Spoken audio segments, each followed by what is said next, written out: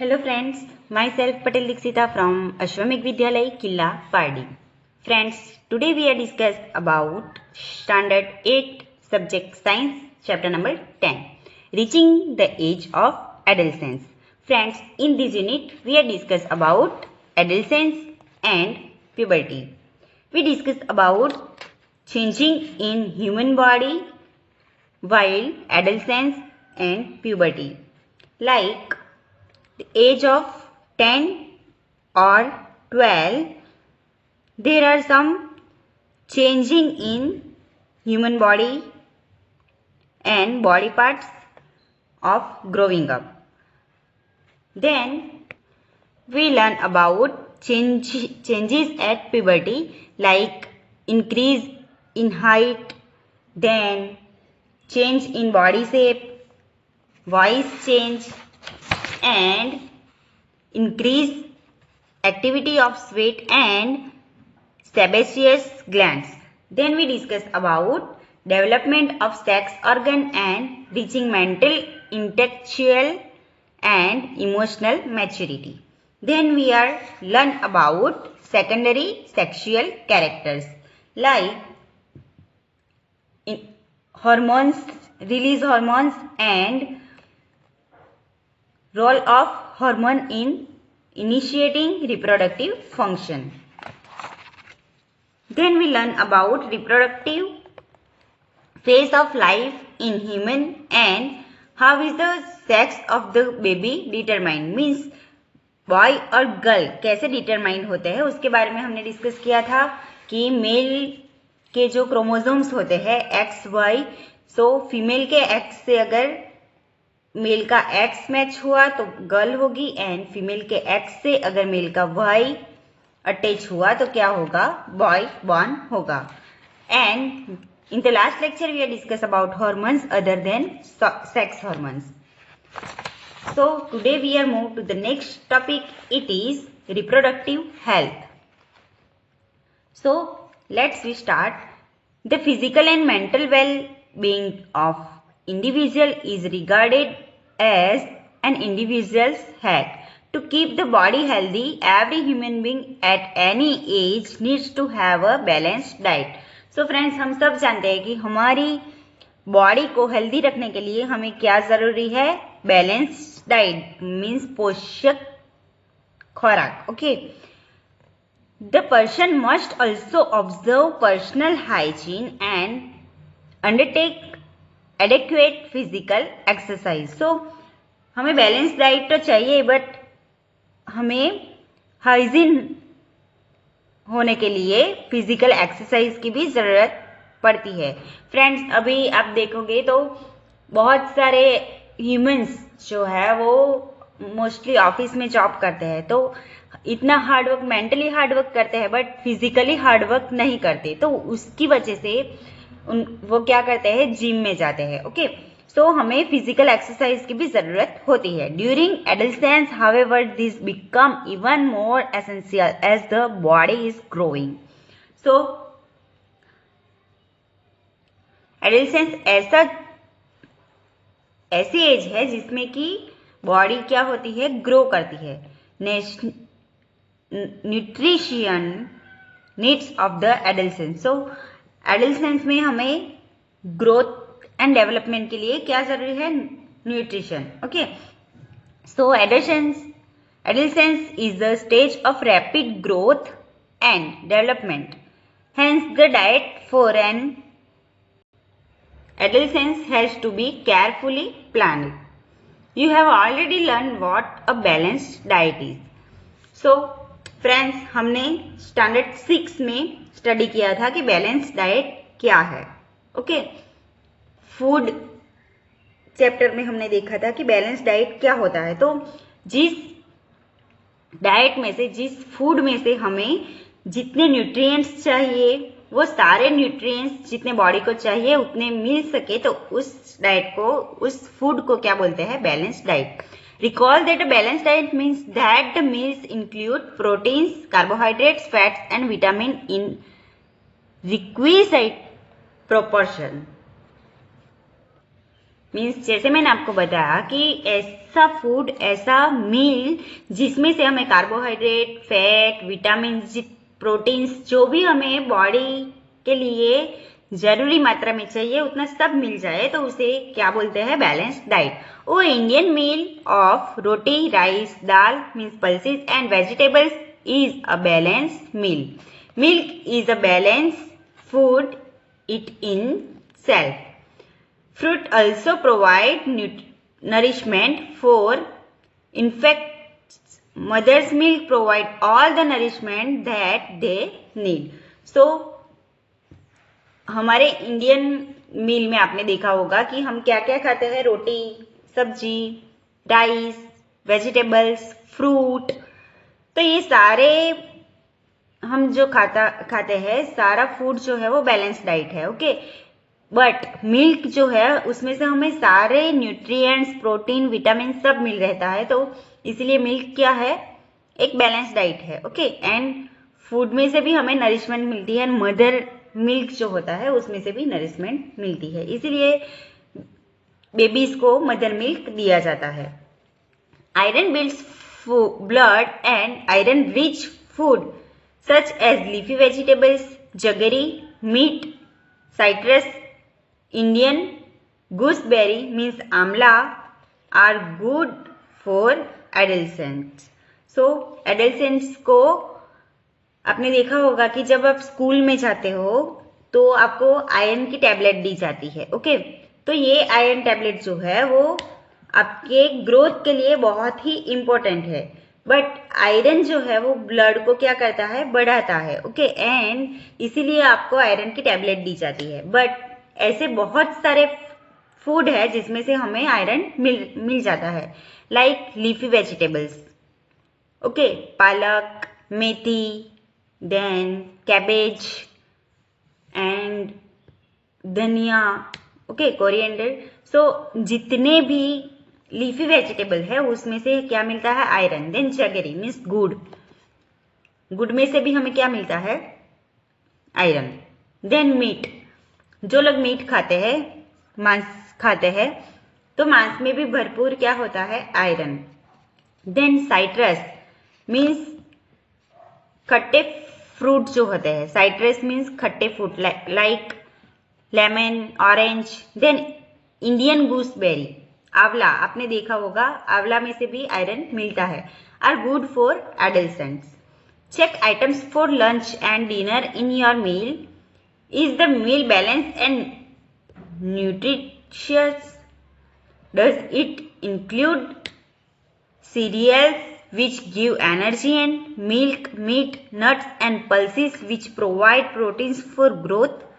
So हम जो भी डाइट फूड लेते हैं क्या उसमें से हमें प्रोटीन्स, विटामिन्स, मिनरल्स, सारे न्यूट्रिशन मिल जाते हैं?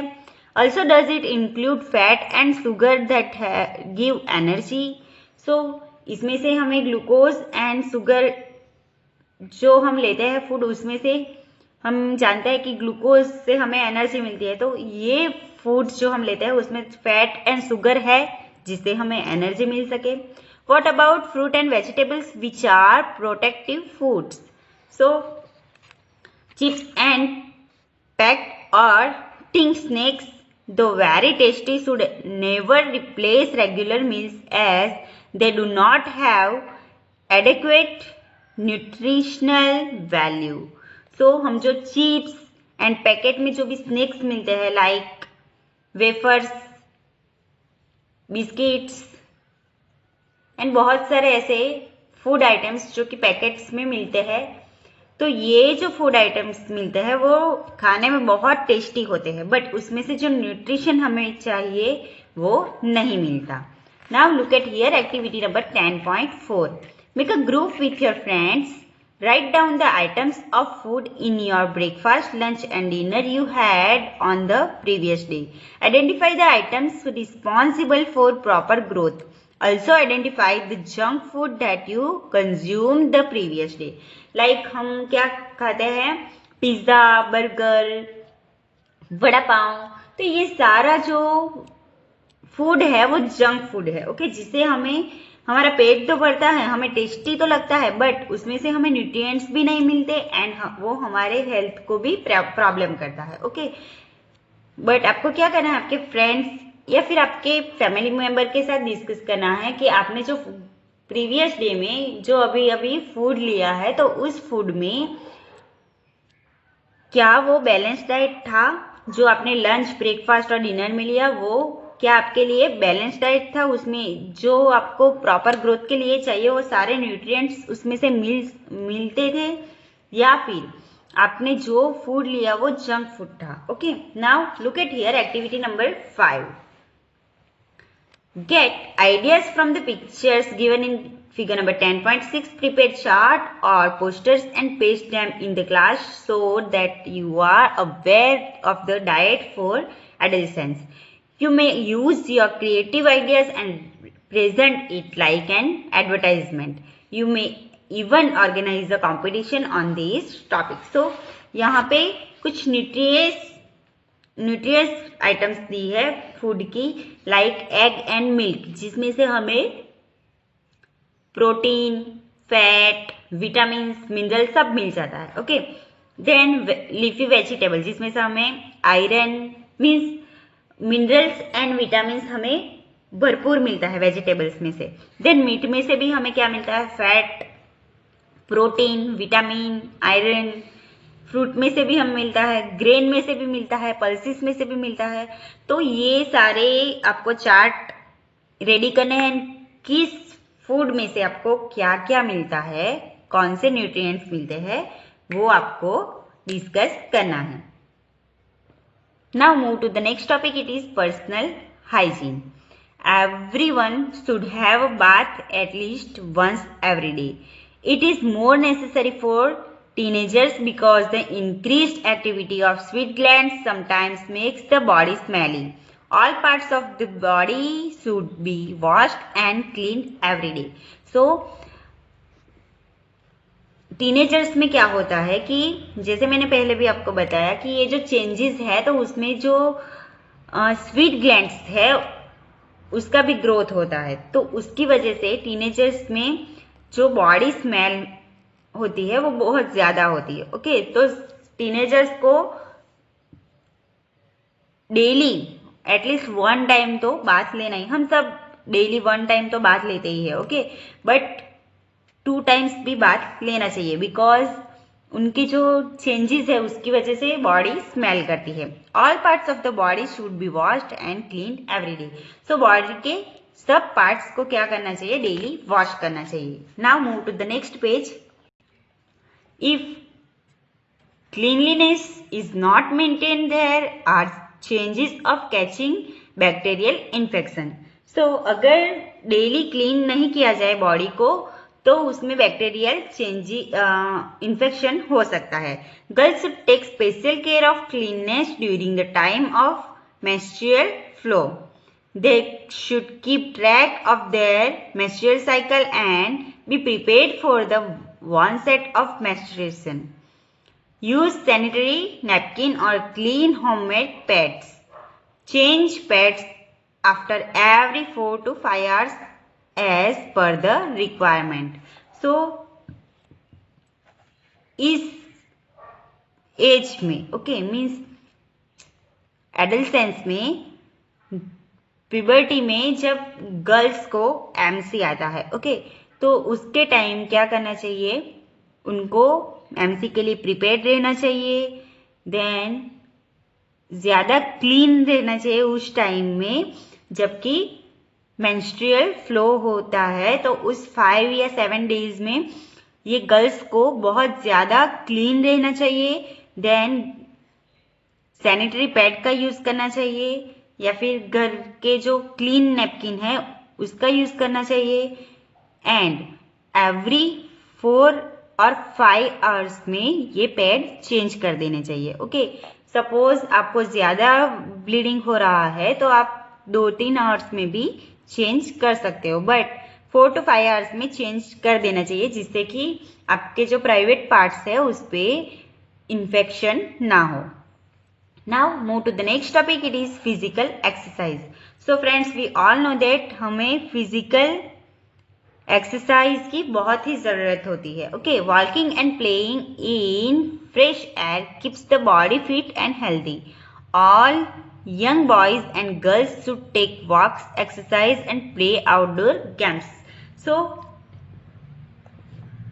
young boys and girls को क्या करना चाहिए? वॉकिंग करना चाहिए, प्लेइंग करना चाहिए, एक्सरसाइज करना चाहिए एंड आउटडोर गेम्स खेलना चाहिए. Now myths, taboos, does and don'ts. Okay, so you have learned here and from chapter 9 the scientific facts related to human reproduction.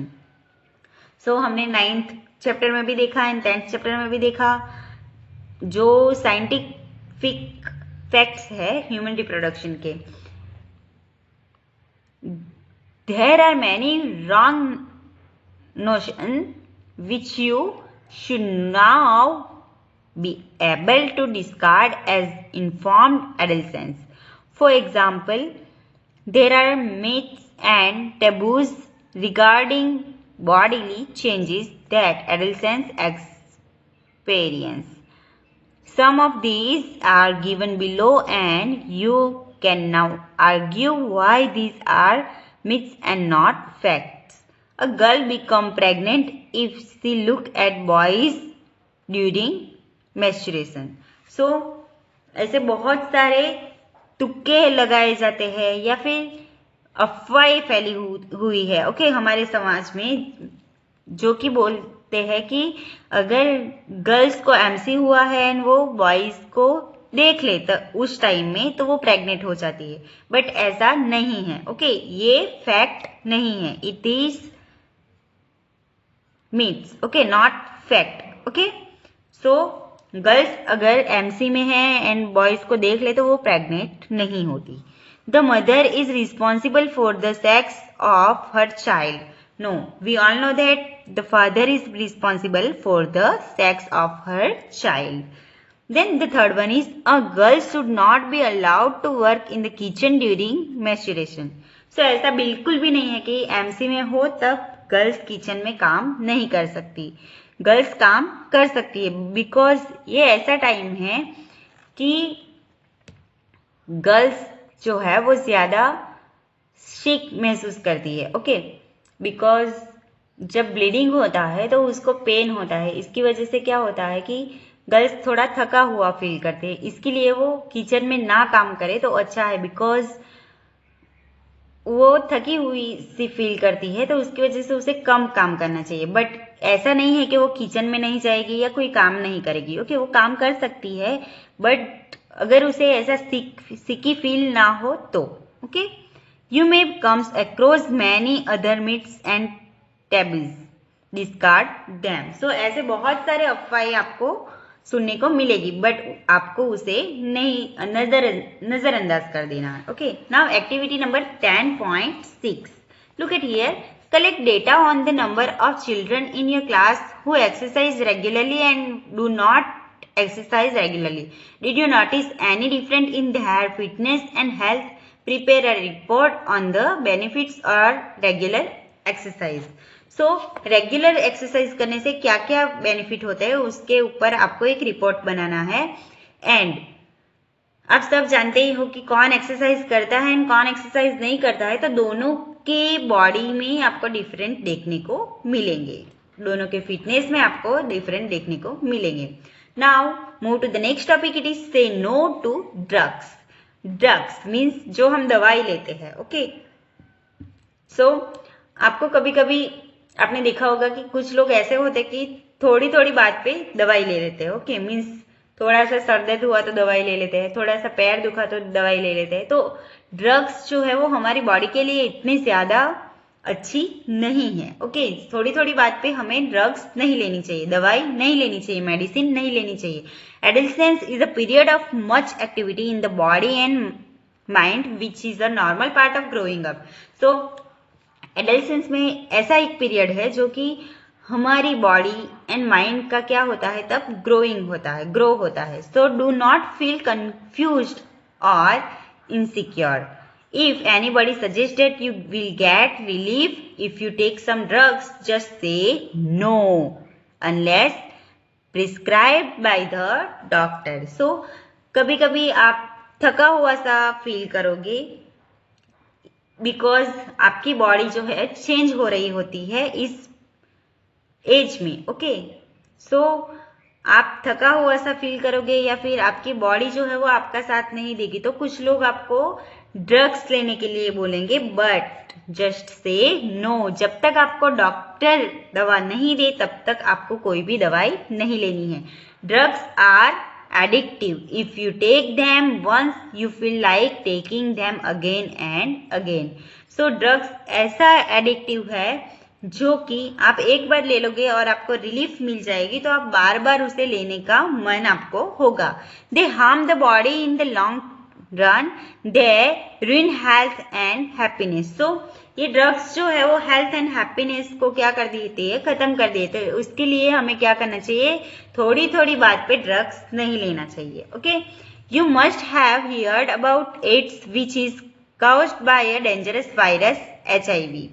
So friends, आपने एड्स के बारे में सुना होगा. ओके, जो कि HIV से होता है. ओके,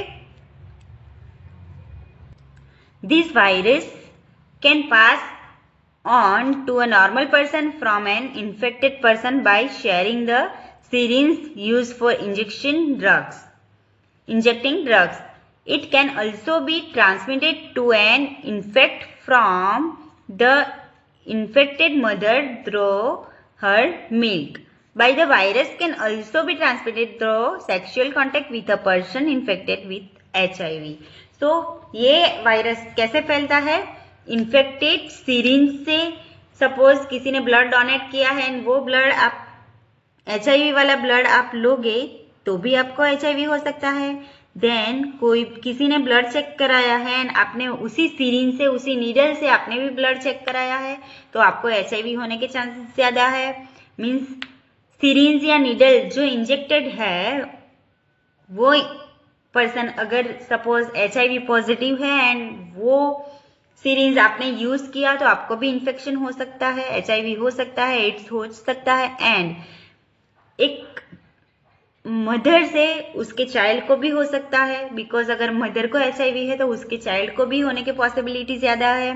देन सेक्सुअल कॉन्टेक्ट से भी ये इन्फेक्शन हो सकता है.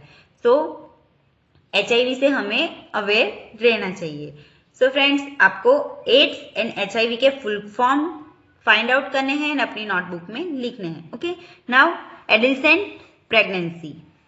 So you might be knowing that in our country the legal age for marriage is 18 years for girls and 21 years for boys. So friends, we all know that कि हमारी country में 18 year से पहले girls की शादी नहीं कर सकते. ओके, सो एंड बॉयज की 21 ईयर से. शॉर्ट क्वेश्चन में पूछा जा सकता है. This is because teenage mothers are not prepared mentally or physically for motherhood. Early marriage and motherhood cause health problems in the mother and the child. It also threatens employment opportunities for the young woman and may cause mental agony as she is not ready for responsibilities of motherhood. So 18 year से पहले अगर लड़की की शादी कर दी जाए तो वो मैच्योर उतनी नहीं है मदरहुड के लिए, तो उससे मदर को भी फिजिकली एंड मेंटली प्रॉब्लम्स हो सकती है एंड चाइल्ड को भी फिजिकली एंड मेंटली प्रॉब्लम्स हो सकती है. तो उसकी वजह से 18 ईयर से पहले शादी गर्ल्स की नहीं करनी चाहिए एंड बॉयज की 21 ईयर से पहले, जिससे कि वो आफ्टर 21 ईयर वो मेंटली वो प्रिपेयर हो जाए एंड उनकी जो रिस्पॉन्सिबिलिटीज है वो समझे एंड वो अपने डिसीजन खुद ले सके. Okay, so friends, in this unit we are discuss about very interesting and very useful topics like changes in adolescence, जो कि हमारी बॉडी में इसी एज में चेंज होते हैं. लाइक हेयर ग्रो होना, बियर्ड के हेयर ग्रो होना, अंडर आर्म्स में हेयर ग्रो होना, हमारी बॉडी में चेंजेस होना, मेल में चेस्ट का ग्रो होना, वॉइस चेंज होना. देन गर्ल्स में ब्रेस्ट का ग्रो होना, एमसी आना, ओके।